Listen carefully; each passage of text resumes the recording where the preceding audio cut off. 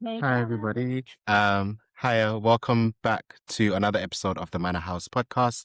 I'm Tino, and I'm joined by, Natalie. and today we have a super special guest. I think this is someone who we've both been listening to for the longest time. We are joined Yeah. by Doe. Hi, everybody. Um, Doe, thank you so much for joining, first of all. But I'm gonna kind of give you this time to just give us a brief introduction into who Doe is. Well, Doe is a mom, a wife, a sister, and an artist. And I tell people I sing gospel music because that is the lane that we pushed my music through. But you might hear a little bit of CCM and worship on the album as well, and maybe some like neo soul vibes. And then in a concert, we do, even if it feels super neo soul, we gonna end up in a worship moment. It always ends up there because I like to keep my heart open to what God has to say to each congregation and each room that I'm in. And I think he has a specific message every time. So I try to keep my heart open. And so we always end up in a worship moment, even if it started out R&B. You know what I'm saying? So that's who I am. I love Amazing. that all roads lead back to worship. Come on. Pause. Yeah. Or this is what the kids are doing these days. Yeah. Or is it this? I don't know if I can join in on that one. Yeah. But Past those I days. need to leave it alone. I need to leave it alone. Am I right in saying you were in Forever Jones? Yes, I am. Okay. I was, am, whatever. Yep.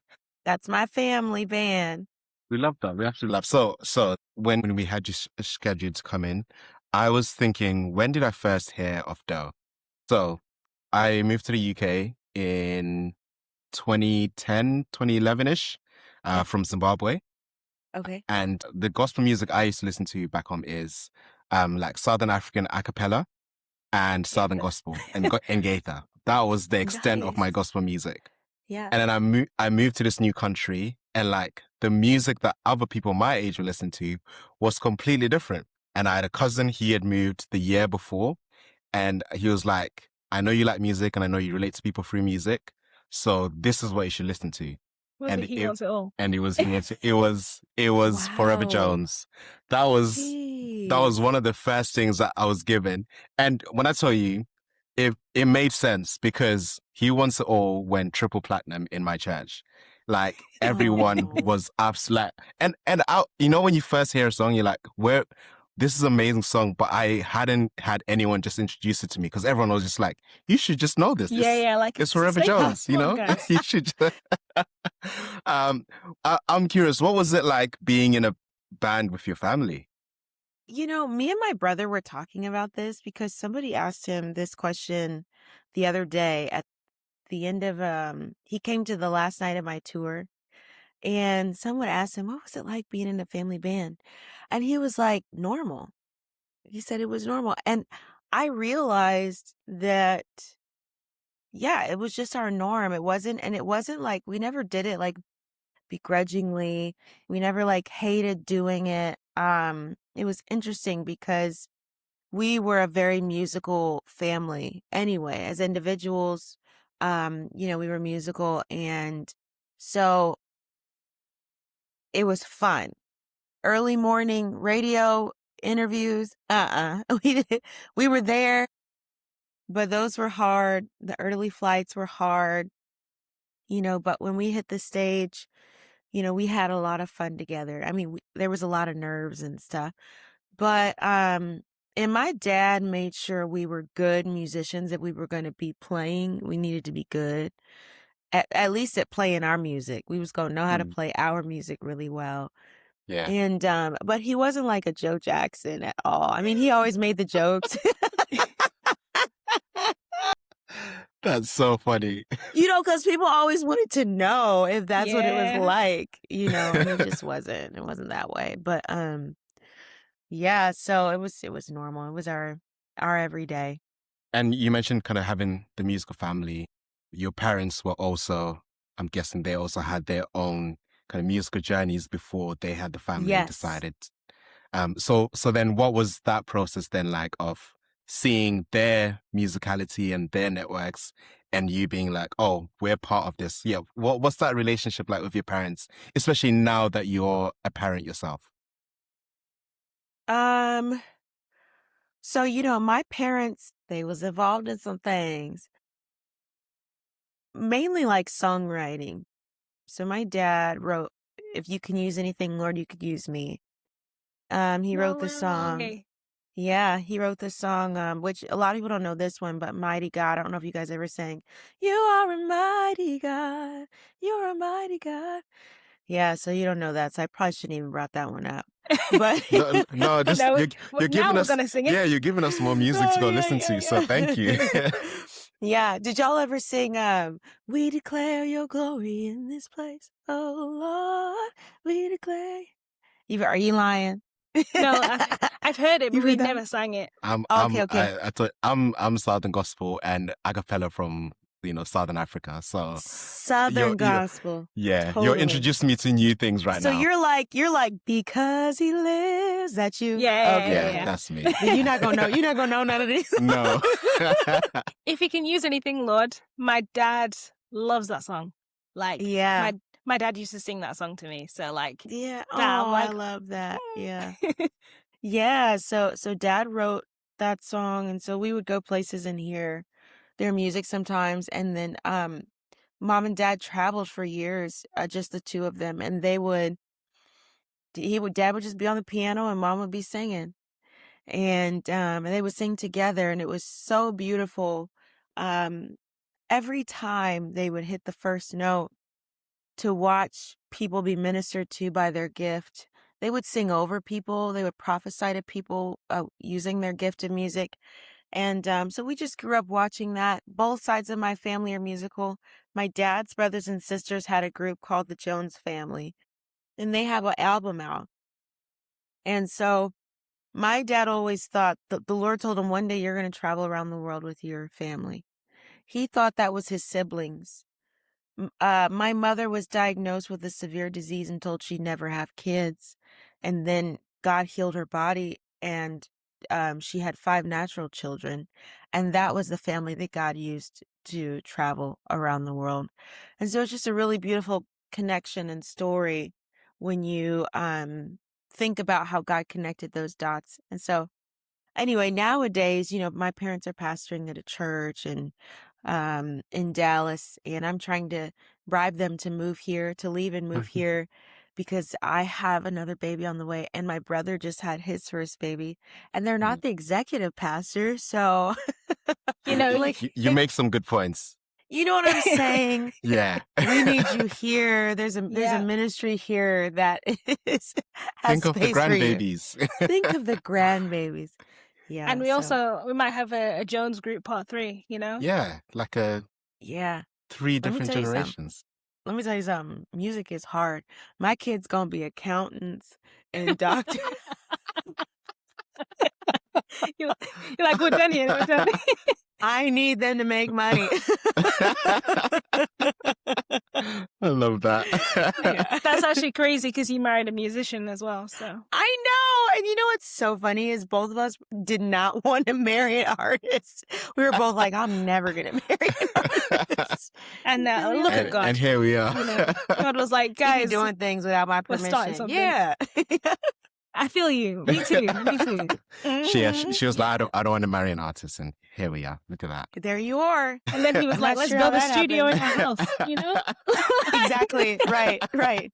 And you blinked, and here you are in the studio with a piano behind you, it's- girl. Okay, literally. Priorities, guys. Yeah. Priorities. Clearly. Right. Right. The next thing I'm going to tell God is, God, I don't want to be a multimillionaire. Yeah. I don't Yeah. want. Let's just speak it, Because Right. God's laughing at us like, yeah, you're getting what you don't want. Right. I will say thank you so much for your songwriting because Yeah. He Wants It All. Oh my days. Like, not exaggerating. It was the go-to song for every teenager not even just in my Mm. church, just Yeah. any church you go to, it's like when a teen stands up and is about to sing, it's He Wants It All. It was, Always. yeah, He Wants It All or Tomorrow by the Winans. Yeah, that one. Guarantee. Tomorrow, Yeah. I give my life. Oh, that's Yeah. the Top notch. song. Those songs, I'm Ooh. like, you'd go to like a concert or something and there was someone who was always singing that. Yeah. But my question is, we have, Forever Jones, you release your album, you nominated for Dove Awards, Grammys there, and then fast forward a couple of years, you have DOE, who's now also Grammy nominated. What Yeah. what happens in those Like, years? how did you get to the solo? But Yeah. What's the transition into a solo artist? In 2018, that's when I actively stepped out to just do what's in my heart and really like chase the dream and the desires of my heart. And I just feel like God created the perfect storm around my yes. I mean, and this is not to say that it wasn't like hard work and still is hard, beautiful work. But like the day that I moved to Dallas, I was telling everybody, I'm going to move to Dallas and I'm going to do what's in my heart, right? I'm driving to Dallas with all of my stuff packed in my car, and I get a phone call from a huge TV show saying, hey, we want to fly you to LA so that you can audition to be on our TV show. And so, I flew to LA. It was a free trip and a free hotel stay. So I fly to LA and I go there and audition. And, it was just like cool because they picked me out of a huge group of people. And I didn't even make the show. But I tell this story because I feel like it was like a sign from God saying, I'm just going to open doors for you and you've got to trust me. It wasn't even like sad that I didn't get it because things like that just started happening. And it was all about me praying about them and asking God, okay, when is it time to move? Which opportunity do I take? Like me making the decision to step out and go solo was hard and scary. And there was an obligation that I felt to my family that they didn't put on me. I felt like I can't leave them. But, I had to break up with fear. I had a fear of missing God's will, all of the things. And I just had to decide, like, I don't think I want to do anything with fear anymore. Like, not even an ounce of it. I want to find a way to be able to make healthy grown-up decisions in my life and not be afraid that I'm going to ruin my life and never get it back. But have confidence in the fact that I love Jesus. I'm in right standing with God, and He's going to guide me and kind of coax me along the way and give me the answers that I need and help me get back to a good place when I make a mistake. He's really good at that, and I have to trust Him even with my mistakes, my future mistakes. And so that was kind of the whole picture of me stepping out on my own. And then I received offers from Integrity Capital and Sony. The one with Sony came through Jonathan because he was building his label. I was the first sign of his label. And I had to just pray, God, which one do I go to? And I felt like God really gave me wisdom because when I look at it as a business decision, Jonathan, I was going to be their first sign, and Jonathan's team came with his management that I did not have to sign to be signed to his label. So I was going to inherit Jonathan's management. And have his team backing me because I was their first sign and they had a lot to prove to the music industry. Yeah. So I knew that if I signed with them, I was going to get management and the big machine of Sony. And so when I went with that, I still feel like to this day that was a really good decision that I made. And I'm thankful and thankful, to Jonathan for just reaching out and he had always said, I want to, he said, whichever one of us gets big first, we're going to help the other out. And he kept his word on that to open a door and, get me into, bring me alongside. Oh, that's and I thought that amazing. was great. That's the amazing. Christian community, like Yeah. supporting each other. And I think we've spoken a lot Yes. about that on different podcasts, like how Yeah. beautiful it is, because it really kind of feels like you've got a family all over, because the music is not about us, it's about God. Yeah. Anything to Yeah. push the gospel. Yeah. I think that is a good segue. Yeah, that's a good segue into The question. my question. So I Context. Wait a minute. yeah. How long y'all been married? Because she looked at you and you knew what she was thinking. 3 years 3 this years. month. Yeah. Nice. It Okay, was- so we me and literally just Lando had will a- tap into that next. Yeah, yeah. You're getting there. So you mentioned working with Jonathan. So again, Hey You is the song Yes. with you and Jonathan McReynolds. Yeah. And one of the reasons I like it specifically is because it feels like it's talking about a topic that usually Christian artists are just like, we kind of skip it a little bit, or we push it to the side and be like, Yeah. you know, I'm just going to go straight to God about my relationships. Whereas for me, it felt like it was like let's have that difficult conversation Yeah. about this relationship. And Mhm. Jonathan says a line in there, which is, I'm not lying, I just can't find the truth. Yeah. And that is the most poetically toxic thing I felt like I had heard Very true. anyone say. And I was like, what was that writing session like of someone going, no, I'm not lying, I just can't find the truth right now. And I'm like, wow, okay. Yeah. You know, so I'll tell you about the writing session and then I'll tell you the story behind this song. Yes, Yeah, no please. problem.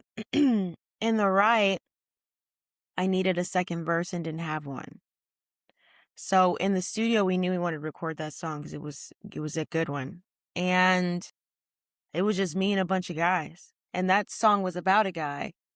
So Jonathan was in there, Lil Man was in there, I think Kinsey, and both of my brothers. And I was like, hey guys, I need a second verse that explains how a male is feeling in this situation, because I still don't have answers.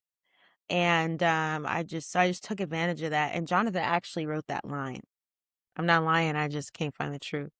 I wonder why he was able to snatch that up. No, I'm just Do you know He's what? been asking Do you know what? Yeah, the reason I was like, this sounds like a before Christ version of me would have pulled out that line of, girl, I'm not lying, I just can't find the truth. You know? Right. Yeah. Seems like I'm playing games. Honestly, I can't. What is it? Seems like I'm playing games, but honestly, I'm so afraid. Yeah. And there's the truth, which is so funny. You scared me of truth. Yeah. Yeah, so I wrote that song. Maybe I wrote it in 2018, 19. I was living in Dallas. I was in my 20s. Yeah, I was in my 20s and maybe I was 30. But anyway, I had this long on again, off again situationship with this guy that everybody wanted me, thought we were going to be together. You know, everybody was always trying to push the narrative. But what's crazy is, and I say on again, off again, I don't even know if I can call it that, because we never communicated any feelings. It was just like, I'm talking to this person about it. Everybody sees it. He's talking to this person. Maybe he'd talk to my brother. My brother would say some things to me. You know how people just be. And I mean, so when I turned 30, this thing clicked in my brain. And I think 30s are great because you really do come into a place of adulthood where you're like, what am I doing? I can use words. I can use my words. They exist. They exist. And I think we're scared of confrontation. So, and this was a dear, dear friend who I'm still dear, dear friends with. And I believe that this saved it. Was deciding that I was just done with the back and forth and I was just going to communicate. So I wrote him a letter in a song. And I left the second verse open and I said, write me back. So that's how Hey You came to be. And that's why there wasn't no second verse, because he didn't have nothing to say. He He couldn't couldn't find the truth. He couldn't find the truth. He couldn't find the truth. And Oh. now that I'm older, I think I overdid it. I think it was just like years of not saying anything, and then I'm gonna say everything, and I need you to write me back. I done found my freedom, and so and we talked about it. He's just like, and basically now that I think about that line, I'm not lying. I just can't find the truth. That was his response. Like, I just don't know what to say. Yeah. What do you want me to say? What do you want me to say to that? Yeah. And so anyway, it was really beautiful because when I sing that song, I get to go off onto this spiel of like, it's spontaneous singing, but I start talking to the church about poor communication and how we should be the best at using language, but we're the worst at it, and how eloquent we are in speaking in tongues, but we're mean in English. And so it's just this whole thing where I'm able to use, because it's so funny how much time single people who love Jesus spend talking to God about, send me a mate, oh God, or I'm praying about this guy and I really like him, da, da, da, da, da, da. But we don't reflect it in our art. You know what I mean? Yeah. And so, yeah, I think that that's a really important song. And I love that you guys are asking me about it. And I think the tea is just, all of it's so juicy and it pulls people in, but it's a very powerful message. Yeah, definitely. I mean, we talk a lot about how sometimes, and one of the reasons we started this podcast is you listen to music, and sometimes with Christian music, it can feel like we're avoiding certain topics, or we're inspired by a situation, but we don't talk about the situation. We talk about how God is so good and God got me through. And I'm like, okay, but what did he get you through? Yeah, exactly. God got you through What what? is the struggle? Yeah, I'm like, Help me out here. I'm drowning. I was just fighting some demons. What would they do? What happened? I want to know a bit more, and I feel like when you then hear the story behind it, so like an example, Kirk Franklin has the Father's Day album, but before that he released this documentary where he talks about a whole search for his father. And when I then listened to the album, it meant so much more because it was more than just, God, you're my father. It was like, I understand why this has happened. Yeah. So when you then hear a song like Hey You, and I'm like, this is so honest and this is so raw. Yeah. It's addressing something that not a lot of people will speak about. So yeah, thank you so much for writing that and having it on the album. Yeah. Of course. And for explaining it, guys. Yeah. Thanks for asking. On that same album, so this is Clarity, which came out in 2022. There's another song on there, which Natalie has some questions about. Yeah. So when I pray, as the kids say, yeah,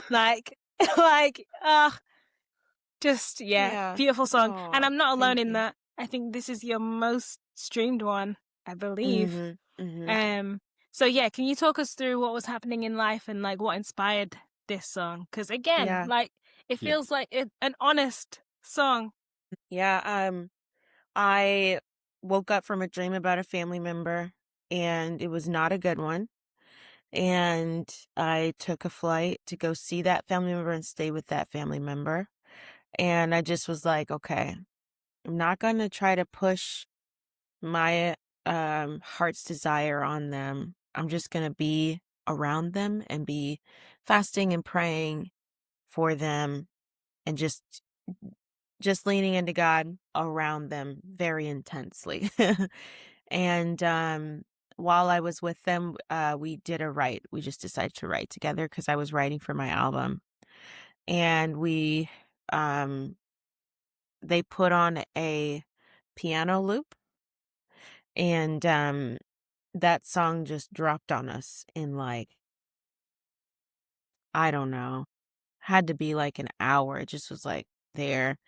And then Thanksgiving came around, and I pulled everybody upstairs to record the BGVs.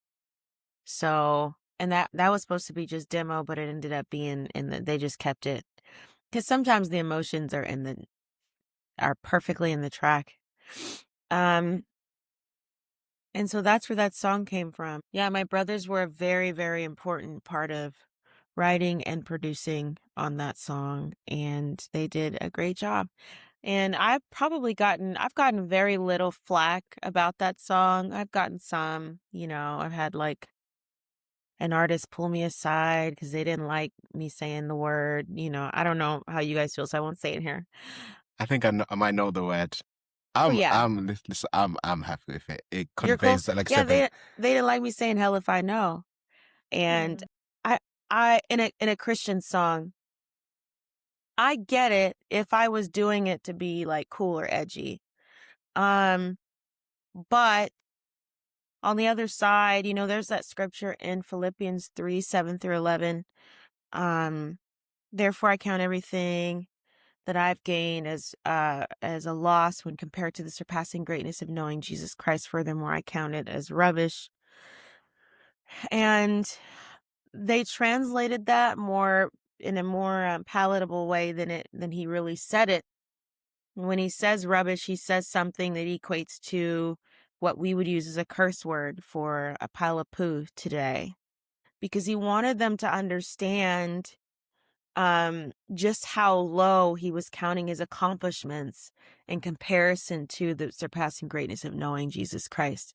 And so within that context, it was so necessary for me to say, hell if I know, because I needed people to understand that, no, God needed people to understand that he was going to hear someone's prayer that sounded like that and may have curse words in it because they weren't churched. Before he would hear someone that had no curse words in their prayer and maybe a little bit of scripture, but their heart was prideful in approaching God. They did not have a broken or contrite and repentant spirit. And so I needed people to understand that. And so I don't know, I probably have had 5 people say something to me about it. And every time I say that, I say this to them. But I've had numerous people who felt so affirmed in their prayers and felt so encouraged to approach God and finally felt like, yes, I can come near to him. And that's the thing. When you really are broken and crushed, your prayers are not pretty. Your cries out to God are not patched up and beautiful. And you understand what I'm saying? It's broken. It's lowly. Sometimes it's misunderstood. I think about Hannah, who went in the temple and the priest thought she was drunk because of how she was crying out to God. You understand what I'm saying? So it's offensive to church, to people, to hear someone actually cry out to God from a broken place, a humble place. And I was okay with that. And so and what's really funny is that is the more PG version of the song, because I just like to throw up and then we fix it so that it's palatable for, whatever environment it's going to be sung in. But another thing is, I never say hell if I know in the church. I probably sung it one time because a pastor came up to me and was like, man, can you please say hell if I know? I said, okay, Pastor. As well. I know. I said, Pastor, I'm going to sing it I'm going to say it this Sunday. Because I don't want to offend and distract people from God, but that song is doing what it's supposed to do. I really love the idea of that raw emotion coming through. You mentioned that you had this piano loop and you had the writing session, and then Thanksgiving came and you recorded it. I want to know what's your process. So like, I'm always asking, like, are you like pen and paper, Google Doc, notes? How does DOE do it? Yeah, I'm everything. And now that I've had a baby, I'm like, I can say this. It's just like having a baby. Everybody's like, oh, we got our plan. This is how it's going to go. I don't know if y'all have kids, but we got a plan. Like when I go into labor, we're going to wait for an hour and then we're going to head to the such and such. I'm doing my makeup. And then the baby comes on the couch. You know what I'm saying? You didn't even make it to the hospital.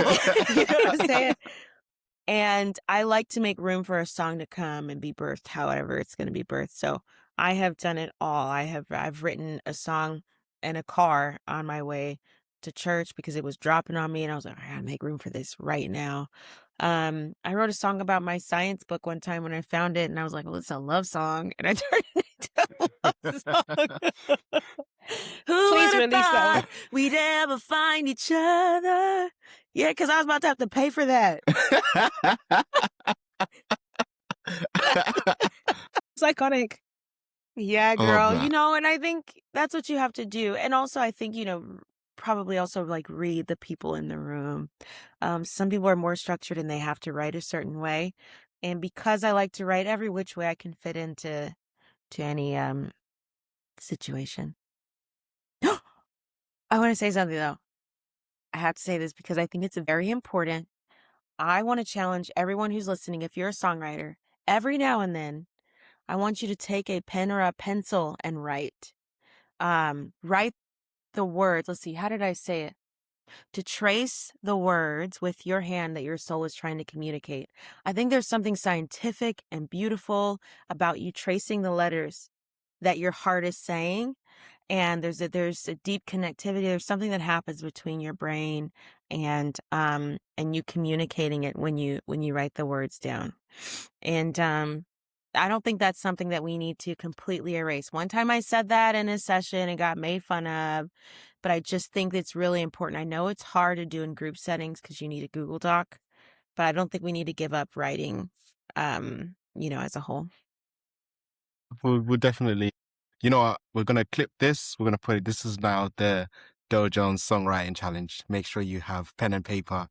And there you go. And we'll make it a thing. Yeah. Let me know when you do it. You'll do. Alongside the pen, paper, that kind of stuff, recording wise, how do you record things? So is it like home studio? Do you go to a studio elsewhere? Yeah. What's that process like? Yeah, that's another everywhere thing. I mean, like in next month, I'm going to record some things for another part of my label for the church, because the next album I'm doing is worship. And so we're going to re-record some of those songs more simplified, and I'll be in a studio that they're renting out, and it'll be kind of a live thing that they'll capture. Sometimes I'll record things, with my husband. He's got a nice little setup over in the living room. I don't record final vocals on my own because I'm not good at that. I'll rent a studio. I don't know. I mean, the label will rent one.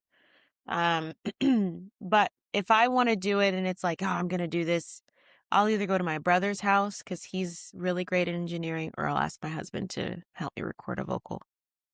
That's pretty cool. You're surrounded by options. I love it. Yeah. Yeah, and it's Nashville, you guys. So like you could find something here for cheap, and it's just what you need. You know what? I feel like we've had a string of interviews. Yeah. And it feels like the entire Christian music industry is just in Nashville.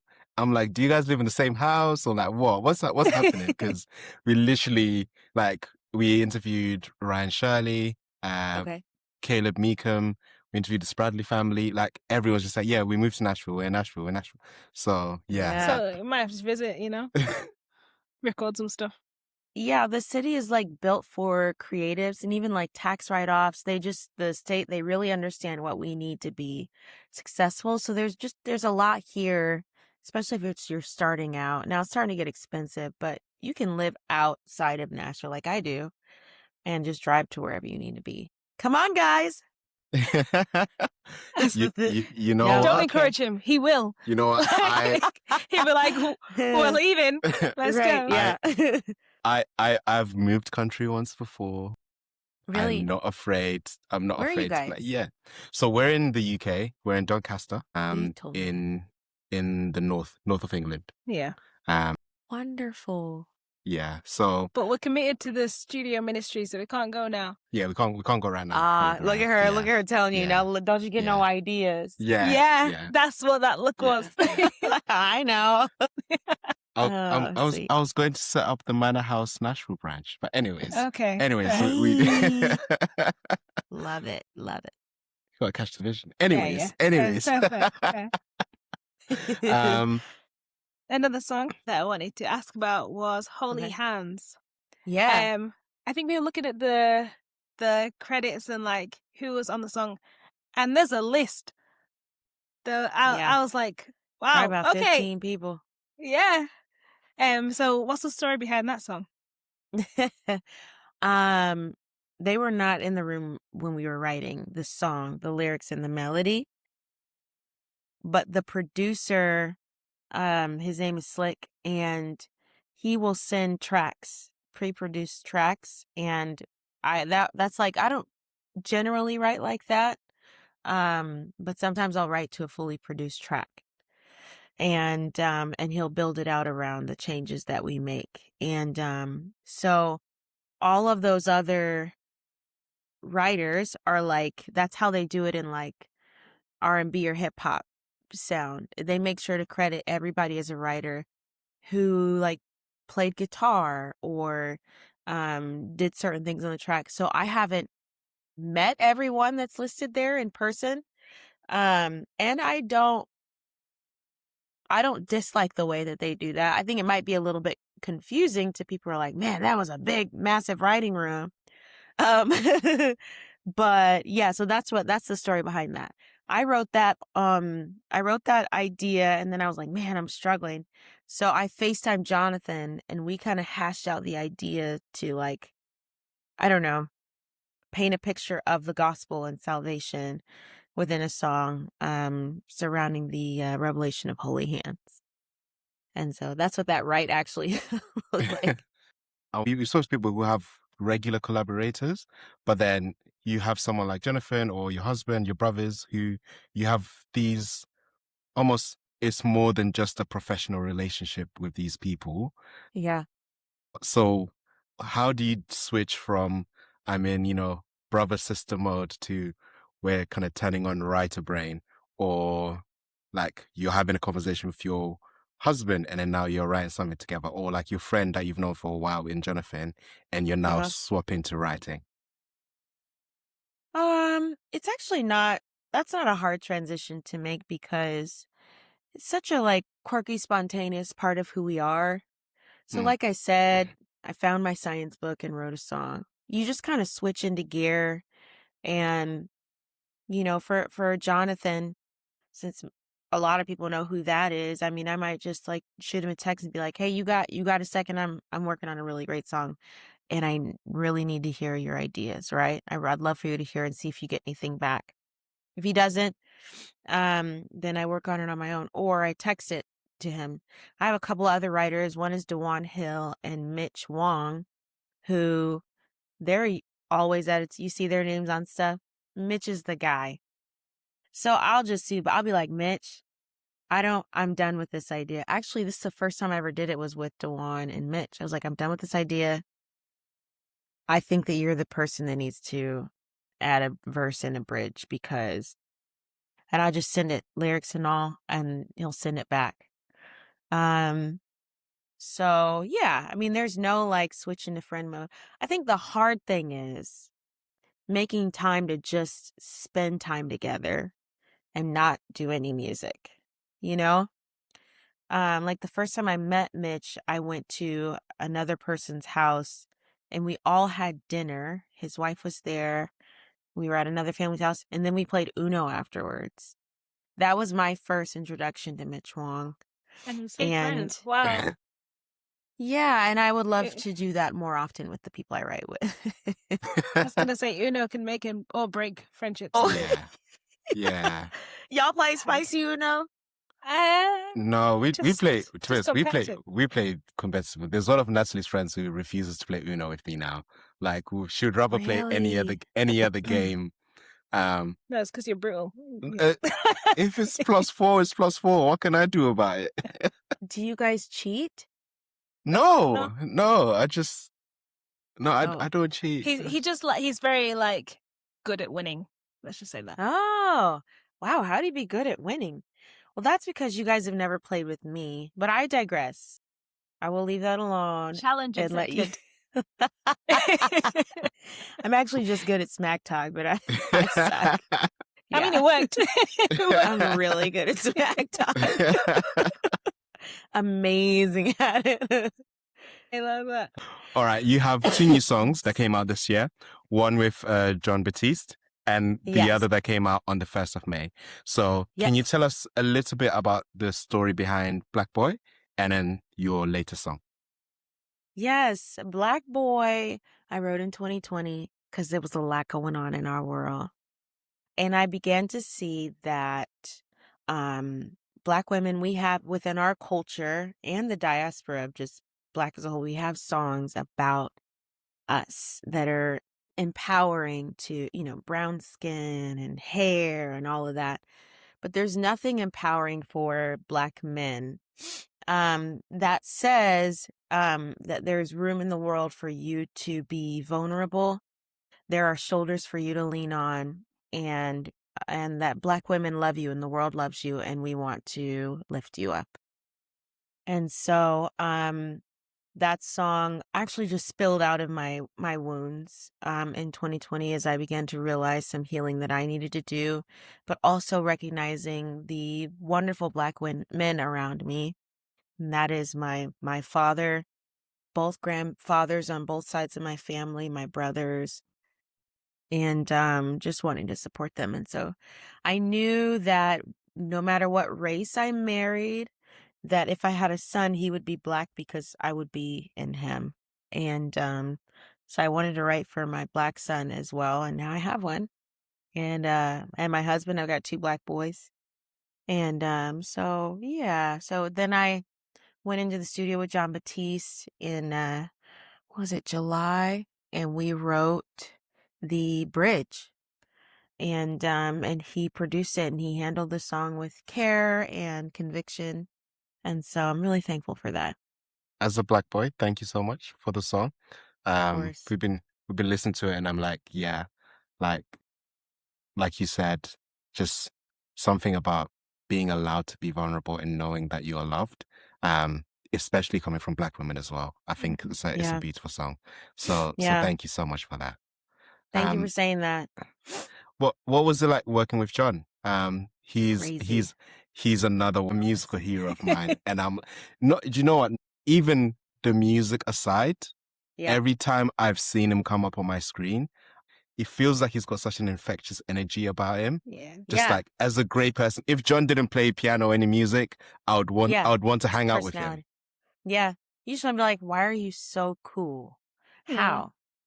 Yeah, John Batiste, it does have an infectious personality. Super quirky, and just everything that you see and feel, even from his voice when he talks, right? The way that he talks and expresses on camera, that's who he is in the studio, but also very kind and normal and approachable. And it never felt like, oh, you're the smaller artist and I'm doing you a favor. Never for 1 second did it ever feel like that. My parents were going to a show in Dallas, and he was like, oh, let me get you tickets in or whatever. And I think I bought them because I wanted to support. But just the fact that, you know what I mean? They protect normalcy, it seems like, in their lives. And you can tell because when you interact with him as a person, he just felt very normal. It was really great. And then, of course, working with Dewan in the choir room. You guys know about the choir room, right? That was great. Yeah, just great. That's amazing. Yeah, that's amazing. But really and truly, thank you so much for that song. I think it's an important song. It's very needed. Thank you. Very, very needed. Thank you. When my dad... Go ahead, sis. No, go ahead. I was just saying, when my dad heard it for the first time, he told me it was hard for him to listen to because it was stirring up emotions. And he was like, I just was realizing that I forgot the other day he was at a hotel. He stepped out of his room, and as he's walking down, this woman sees him, grabs her child, and pulls him back in the room. And it made him feel like, why is the world afraid of us? And there could be a whole other narrative to why she snatched her son back into the room. but it's hard to read between the lines when there's so much smoke and truth surrounding the way that, the world does treat Black men. So anyway. On that thought, I think I do want to say I grew up in a country just full of Black people. So I grew up in Zimbabwe, but then I moved to London, and I was just like, I had this conversation with Natalie's dad because he was born in London, and he was saying that like he realized he was Black because of how people were treating him as he was growing up in a country that was full of white people. And I didn't have that experience until I was 12 years old when I moved to a country that was like, oh, you're Black. And I was like, wait, what's happening? Excuse me. Right. So when you hear a song like that, that's it for me, almost like reset me back to that place of it's just normal to be yourself and to just be a human being, and you are loved for that, full That's stop. good. Nothing else on top of that. So yeah, it's it's on my list of like one of my favorite songs I've heard, especially like one of the best songs I've heard this year, definitely. So yeah, again, thank you. Appreciate thank that. you again. Yeah, Sorry. thank you. Next question. Next song. Sorry. No, it got really deep. So I was like, I'm going to move on now because, like, just like. No, you're good. So you also have an amazing song out, which recently came out this month. So yeah, can you talk to us about that song? What's the story behind it? Yeah. So this song is called Know Your Name. I'm so excited about this song because I feel like everyone who worked to make it happen gave their all and their best, and it came together well. But this song actually explains the entirety and the full message of the album, which could be summed up also in one word, and that is posterity. And posterity is mentioned in scripture when speaking about the next generation. And I think we have to understand that we were someone's posterity a while ago. And the scripture says that one generation shall declare your glory to the next generation. So basically, I wrote an album just surrounding that idea.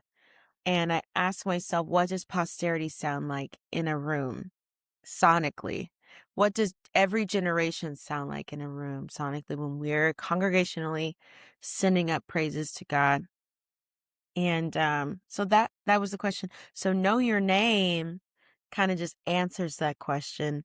And yeah, so I'm like really excited about it because, and the line in the song, the big line is, every generation's going to know your name. And I think everyone has to take that challenge on and say, if it's up to me, I'm going to make sure that the next generation knows that they can call upon the name of the Lord. That's amazing. Yeah. Well, thanks. So everybody, if you're listening to this, straight after, go back and listen to Know Your Name. Yes. Who were the other collaborators with the song, if that's something that you can let us know? Oh, yeah, I can tell. Writers Dia Viola, David Spencer, and Anthony, spelled Anthy. Have you guys heard of Anthony? No, we haven't. He's really great. He's up and coming. Yeah. So he's actually been writing on people's projects like Kiera and a lot of people. He's been writing on their projects. So actually, you guys should get him on your show. Because he's just like, now all of the artists that he's collaborated with they're in his videos and in his songs, because he's built relationships over the years. So really proud of him. I guess that brings us to the last question, which you low-key just answered. But we ask this to all of our guests. Yeah. Who would you recommend that we speak to next? And which song of theirs would you want us to ask about? Yeah, I wasn't going to say him, but that's okay.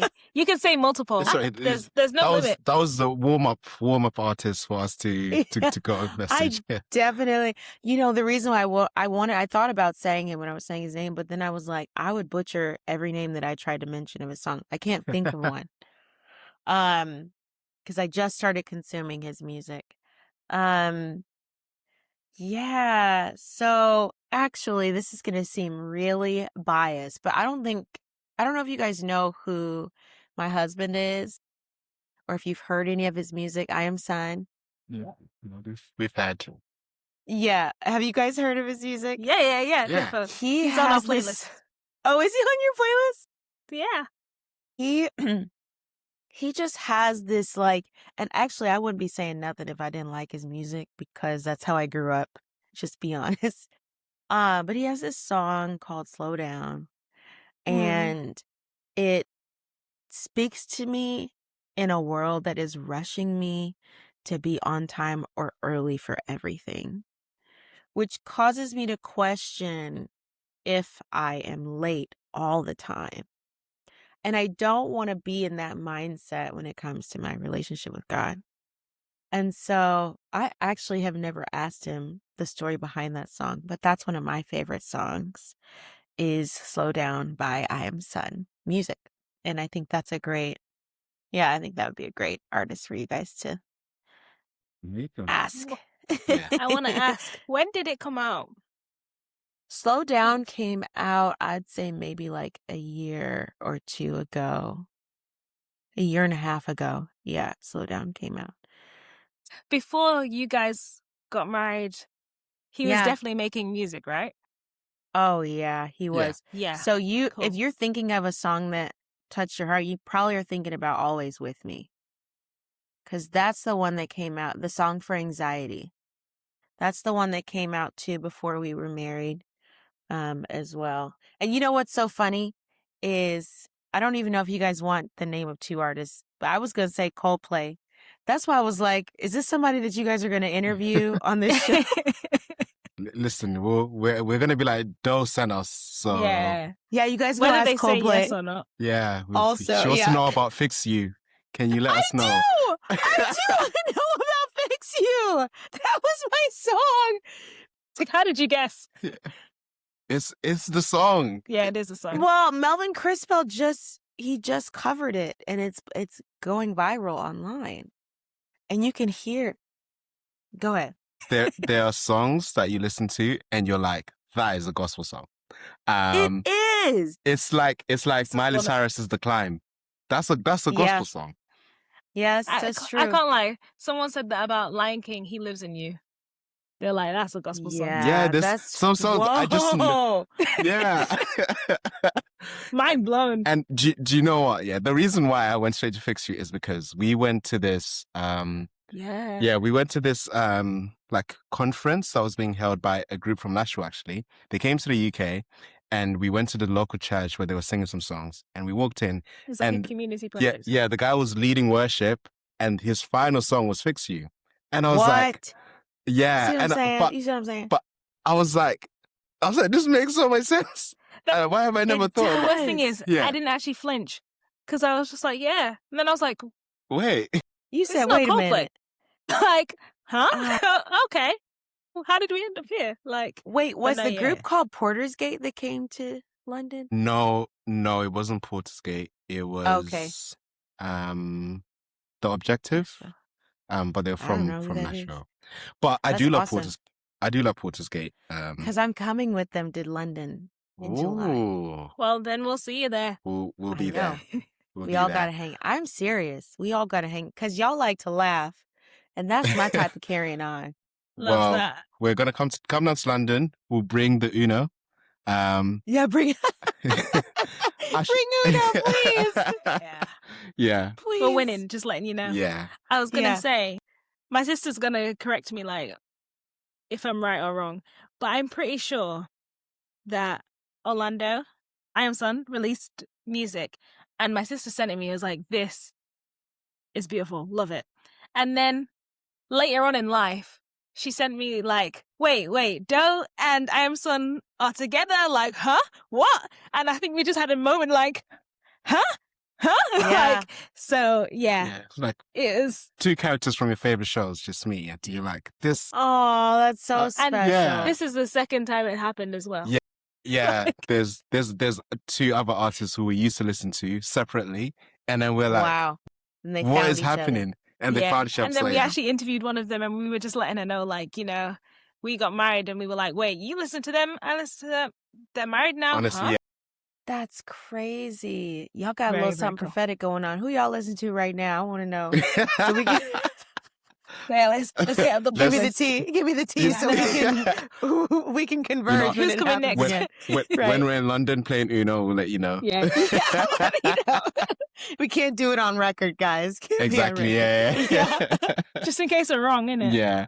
All right. Right. So we're gonna reach out to Coldplay, Chris Martin. We're gonna reach out Yes. to you. Please. Okay. Anthony. Yes. And I Am Sun. But what we're gonna do with I Am Sun, we're gonna ask you when we finish the interview, just be like, honey, there's some people who are gonna message you. Just be nice to them. They're not crazy. They're Be not crazy. kind. They're our friends now. Yeah, be kind. Yeah. So we're definitely gonna reach out to him and ask him about the songs that you Slow down. yeah, slow down. Yeah. Before we finish the interview, is there anything that you want to leave the listeners with? Either like concerts that are coming up here in the UK or in the US, an album coming out, anything like that? You know what? I'm glad you said that because I was about to go deep and be like, well, I just feel led to encourage you guys. Let me give you can guys... preach too. You can preach too. The preacher comes after. Yeah. Okay, June 12th and 13th, we're going to be in London, UK. And actually I'll be there with Porter's Gate, but if you guys want to cook something else up, we could be there longer and come, I don't know, go visit a church or something. We've got time after that date. I was going to So say, you how guys long let are us you know. here for? Because we have an a cappella concert on the 20th of June Nice. that we're Okay. planning with my friend. Okay. And we're Okay. like, there's the Southern African groups that Tina was talking about. Yeah, they'll be there performing. So, I mean, if you're still around. I mean, we could be around if there's enough to do. We could stay for a whole week, but yeah, you guys let us know. We can figure something out. Yeah, perfect. Actually, Daily Bread by Porter's Gate is one of my favorite songs. How does that one go? I'm trying to remember. I've been looking at the lilies, and they're dressed up to the nines. Into dimes. Oh, it's not champagne and truffles, but you've got to get. Every day has got its struggles, but I've got my daily bread. Yeah. Where is it? So I do these things. I can't find it now, but That's okay. I'm going to look it up. I live by my bullet journal. Sweet. Nice. And when I'm on the train, so I travel to work. I work in London, which is like 2 hours away. And when I'm on the train, I will listen to a gospel song and I'll do like a song breakdown and look at all the scriptures and stuff that's in it, which is part of the inspiration behind this podcast. Yeah, it might be in the book. Yeah, I think it might be in the other book. Awesome. And that was one of the songs that I was just like, I just need to sit down and like, because it was so rich and there was so much scripture in it. Wow. But yeah. Now I feel bad that I ain't giving y'all no scriptures. You did actually. You gave No, us you scripture. did. You gave us scriptures. Good. Do you have any thing to preach to us? No. A message? No, I don't. I'm going to leave it alone. Yeah, I think I just know where we're at in our world, and I want people to be encouraged to stay in the fight, but to not do it alone. We're not meant to be isolated in anything. We're meant to operate within and planted in community. So I just pray that everyone is, doing the work to search for and heal within community, good community. Thank you so much. And we're also taking away the task that you've given us. Yes. To all songwriters. Right. Yeah. Get a pen or a pencil and just write. Yeah. And there's someone else that also tasked, I think it was Ryan Shelley. Yeah. That said, basically just... Right. Yeah, just write. Yeah. Every day or every week, just try. Whether it's a song, poem, anything, just write. Because you don't know what's going to come from it. So... Yeah. Yeah. For sure. Found it. I found it. I did. There it is. There it is. There it is. Absolutely. That's so cool. Yeah. That's all right. Love that. I feel like we could go on for the longest time. But you have a family in to London. yeah, you have yeah. In London. So we're going to say goodbye to everybody. Thank you so much for tuning in Bye, and guys. for watching this episode. There will be more episodes next. We might have I Am Son next. We might have Paul Skate. You never know. We might have Chris Martin on next. Thank you so much for watching, and we'll catch you on the next And one. also shout out to Stayler Apparel. Yeah, My of sister. course. Love you. Yeah.